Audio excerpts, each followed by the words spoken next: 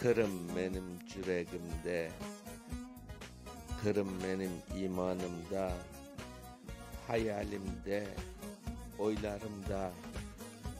Kayda varsam, yatsam, tursam, gece gündüz yadımda.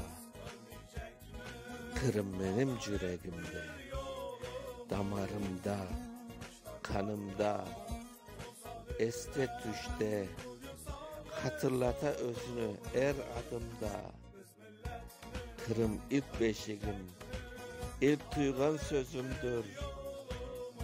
Anam aytkan ayneneden kuvvet algan özümdür. Kırım desem gönlüm cılay, munlu közler torlana.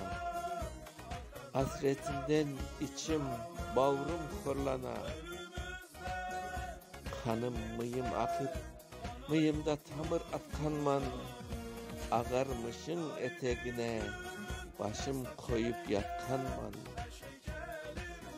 Bu caplarda, capla kaygan, bu kırlarga tırmaşkan. Muyunçuğum bundan daha hasret, vatan başka.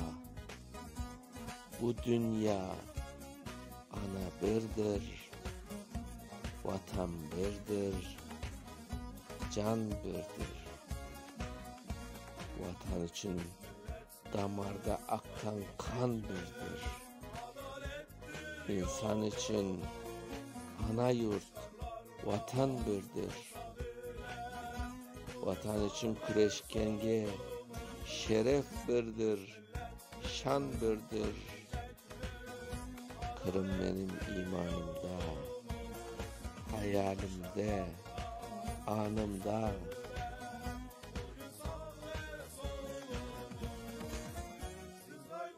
Kırım benim yüreğimde, damarımda, kanımda. Rıza Fazıl, Taşkent 1990. Okuyan Mustafa Şansal.